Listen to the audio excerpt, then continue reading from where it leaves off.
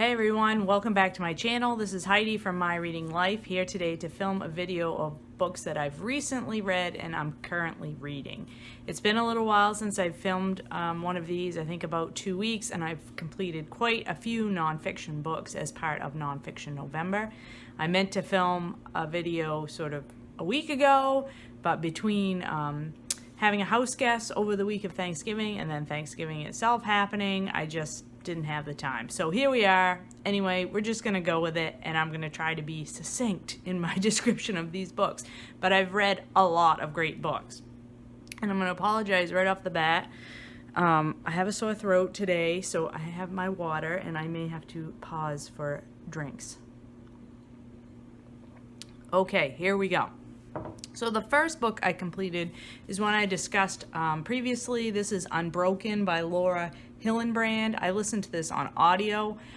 This is a World War II story about Louis Zamperini, who was a young man from California who, before the start of the war, actually competed in the Olympics in Berlin. In running, he was a highly acclaimed collegiate runner in California. He came from a quite poor, I believe, Italian family, right? I believe he was an Italian family. Anyway, he didn't have the best of childhoods as far as he had a good family, but he was really rebellious and in trouble a lot, channeled his energy into running, and then when right before World War II broke up, he joined the service and became a bombardier in the Air Force, the fledgling Air Force of the United States, and was stationed in the Pacific Theater. This book I thought was excellent on audio. It actually, the experience of listening to it on audio was more like watching a movie without the video part. Just so exciting. From the part where he joins the service, and through his experiences in World War II, his plane crashes and he is adrift in a raft for like over 40 days with 2 other men. Survives that, gets captured by the Japanese, and is in a POW camp for the rest of the war. Amazing, fascinating, horrifying story.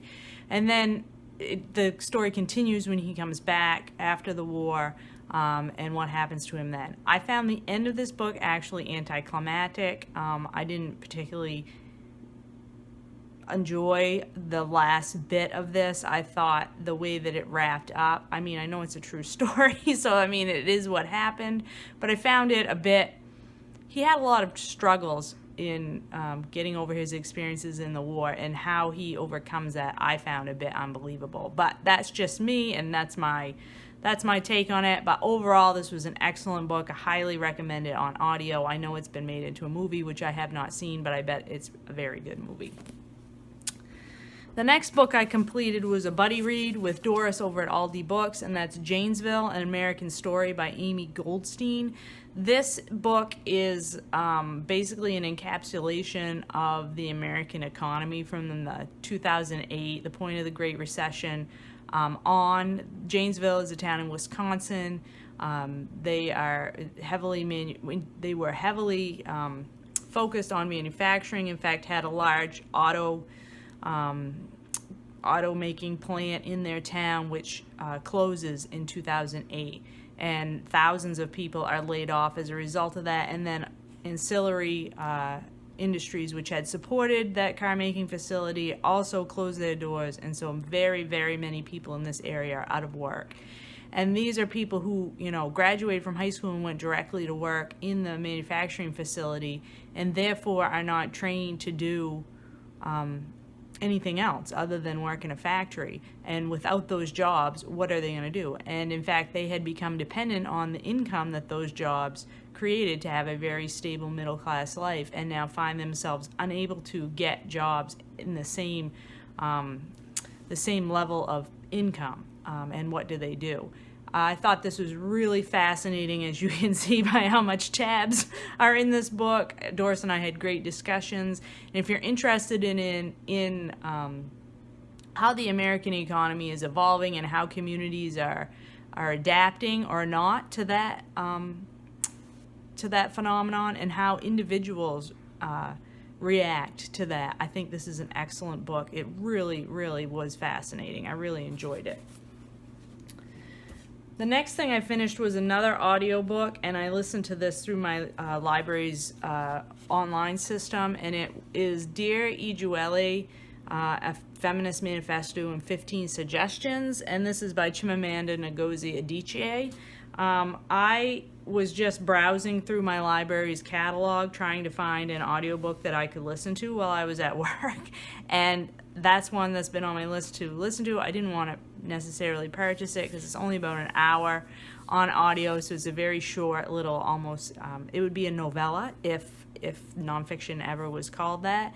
But I've been wanting to basically get to it, so when it was there, I was like, yes, I'll listen to that. And so this basically is a letter that Adichie wrote to her friend upon the birth of her friend's daughter about her suggestions for how to raise a feminist.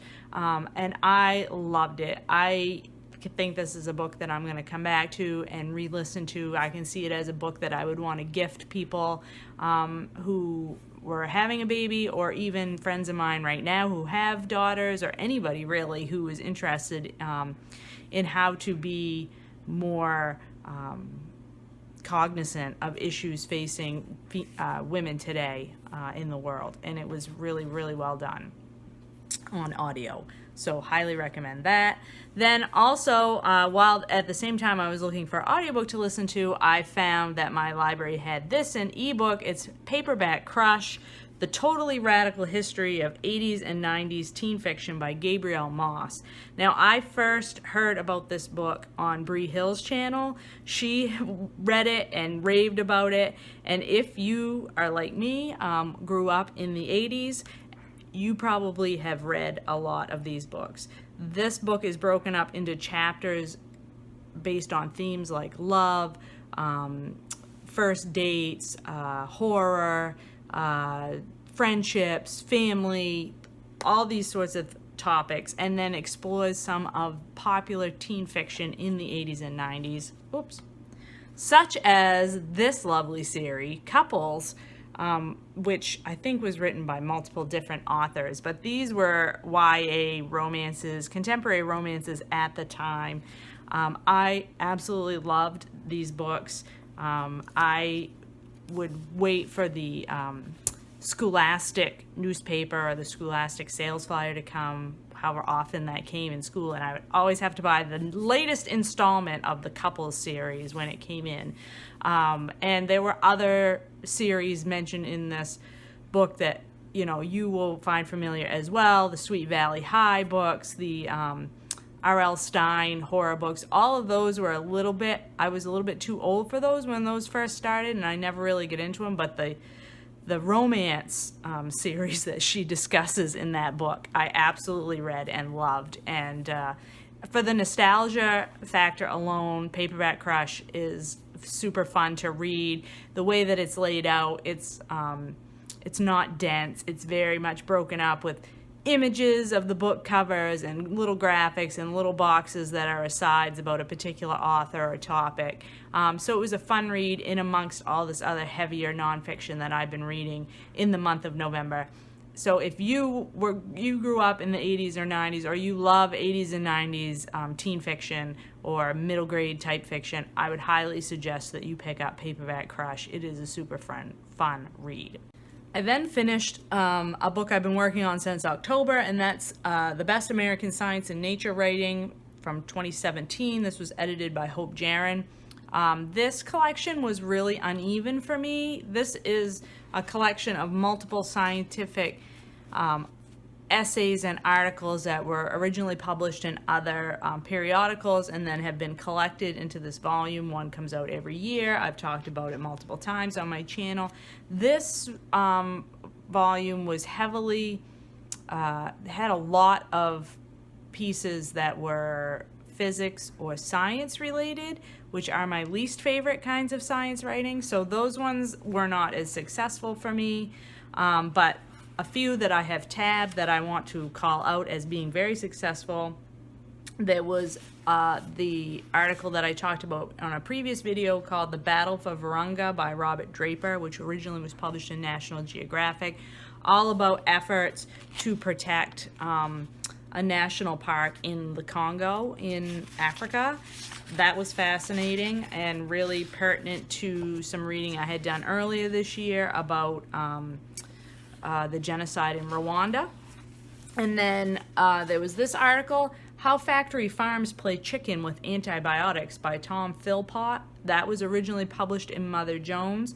This book actually changed my life in a real way, in that I have started purchasing only Purdue chicken from the grocery store, because Purdue had made the effort to start producing their chicken with no antibiotics and other hormones in order to increase growth and to allow them to have, you know, overcrowded conditions in their factory farms and make more money. So Purdue had made that choice to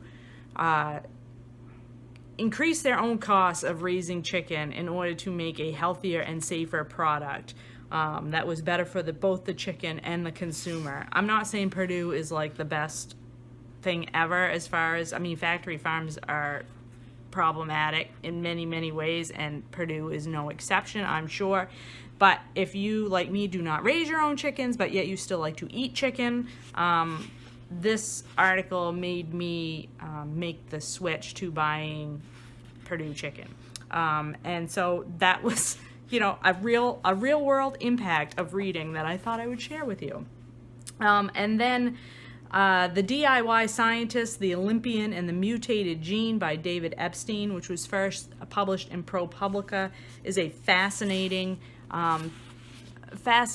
essay about how one woman researched and figured out what her own genetic affliction was when her doctors could not figure it out. And it turns out that the genetic issue that she deals with is one that a famous Olympic runner also has, and she figured it out simply by looking at their two body types and recognizing how similar they were in certain aspects. So that was super fascinating. If you're at all interested in genetics and how that works into our current understanding of medical issues, I would definitely recommend that article. And then last but not least, I would like to point out Out Here, No One Can Hear You Scream by Kathryn Joyce, which was first published in the Huffington Post. And this is an article that follows along with the Me Too movement about female scientists who were doing work in the Grand Canyon who were systematically, over years, sexually harassed and assaulted by the guides, the non-scientific, the hired contractual guides that were hired to take these female scientists down the river at the bottom of the Grand Canyon to do their scientific research, who would literally, it was horrible what they did to those women, and the women felt they couldn't complain or say anything about it because they would lose their jobs and they would lose their standing as research scientists. That was a fascinating and appalling article. So those, I will list those particular articles down in the description box below so you can look them up on your own if those are something that you're interested in. But that's the best part about those collections, those Best American collections, is that there's always something of worth within the collection, even if not all of the collection is successful. I next completed one that was not on my TBR list, and that is Rising, Dispatches from the New American Shore by Elizabeth Rush. This is a book all about sea level rise and how it impacts communities in the United States. It looks at communities in Maine, in Florida, in Long Island, New York, in California, and in Louisiana, I believe, were the states that there may even been one from Oregon, I can't remember now, but you can see I've also tabbed this book.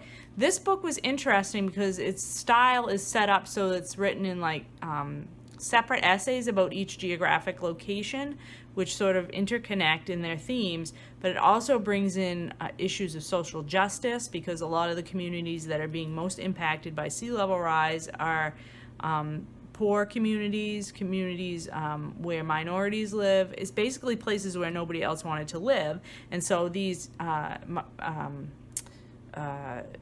minority communities, or communities where people were pushed there. Poor people were pushed into those areas because nobody else wanted to live there, and those lands were considered less,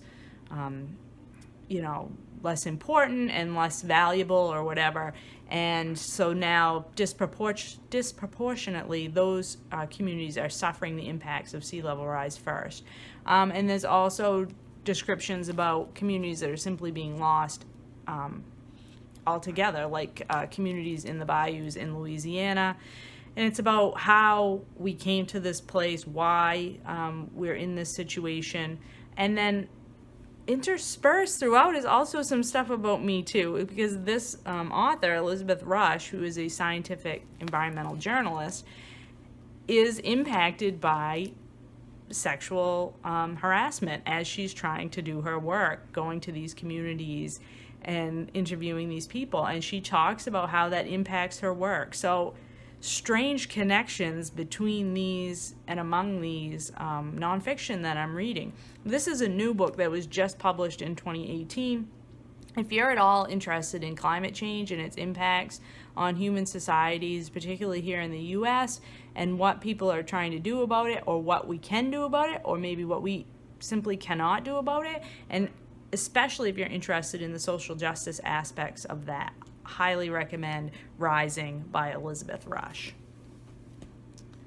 Just this morning, I completed Tell Me How It Ends, an essay in 40 questions by Valeria Luiselli, who is a Mexican author living in the United States. This is an extended essay that she wrote all about her work interviewing children who have come to the United States seeking asylum from places like El Salvador, Guatemala, Mexico, and it's highly pertinent, obviously, today, in today's political climate. It is simply, it's only like 100 pages long. It would take you like an hour to read it. It is heartbreaking and so important.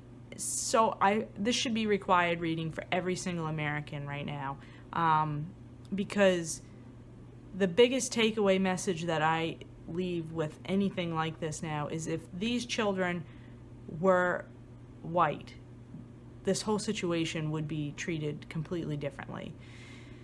And that is incredibly sad and frustrating and horrible, because at the end of the day, these are children that we're talking about. Somebody's children.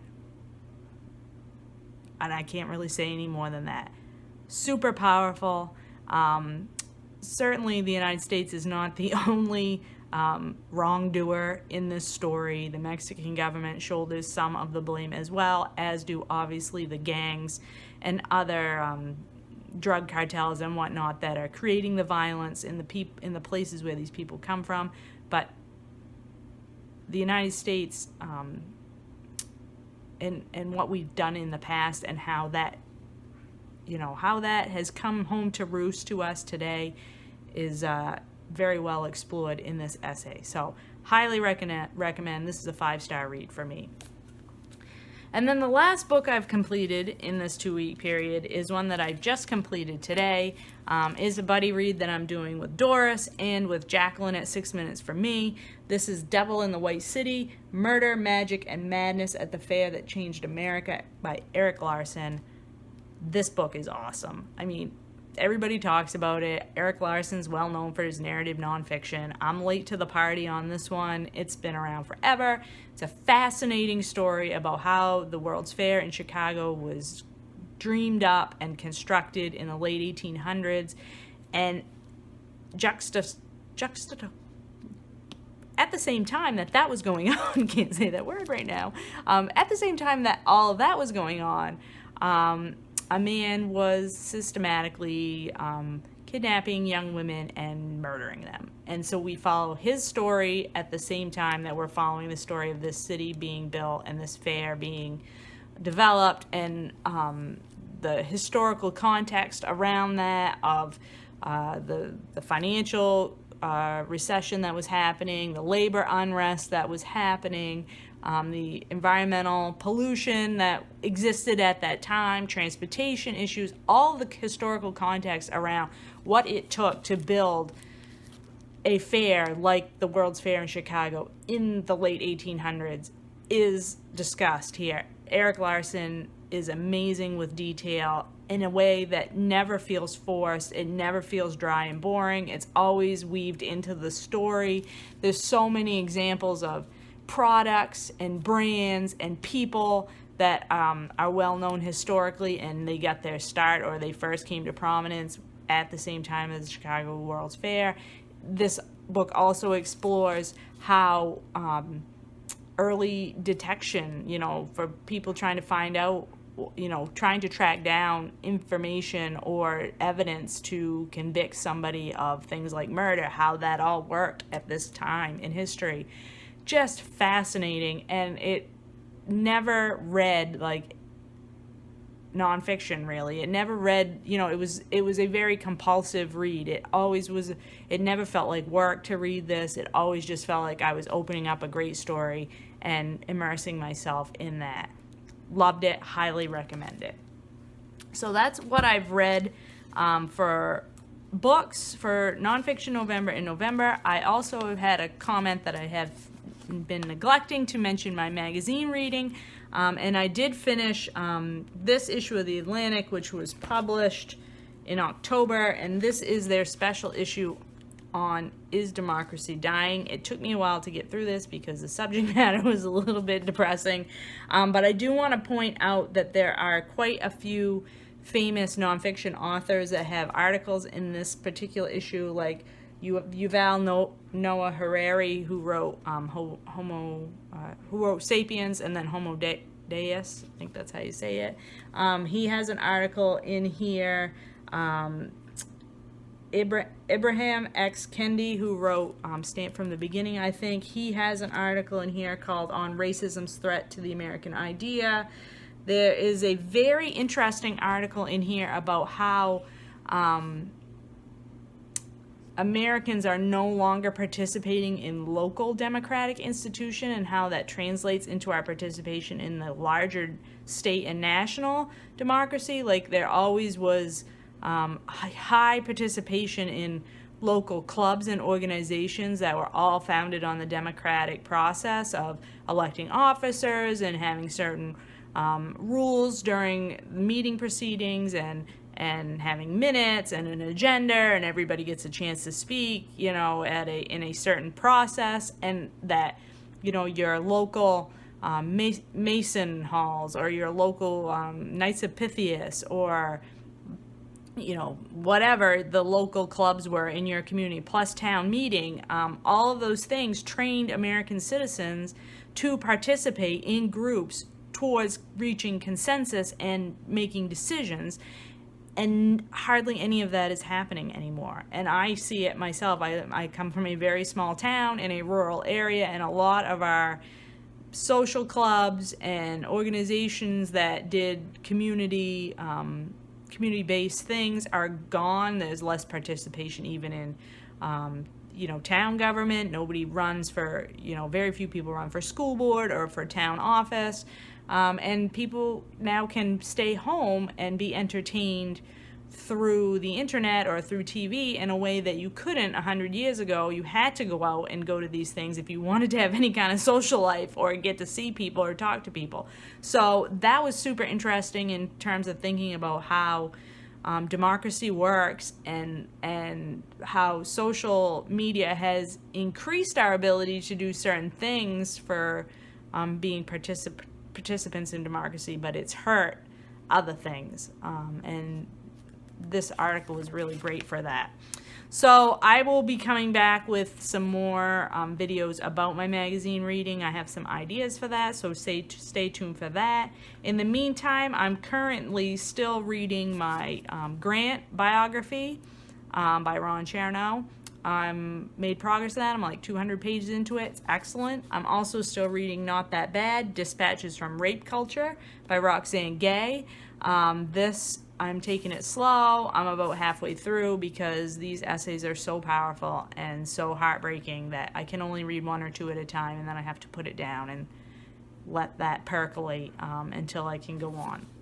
And I believe I will be starting Just Mercy by Bryan Stevenson today at some point. And this book, probably doesn't need me to talk about it, but this is all about the American criminal justice system. So that's my update for my reading for Nonfiction November. At this point, I've got 1 week left. I still have Just Mercy and Moonwalking with Einstein that I have not yet started on my original TBR. We'll see if I can get to those. In the meantime, I hope that you are all reading some great nonfiction this month, and I will talk to you later.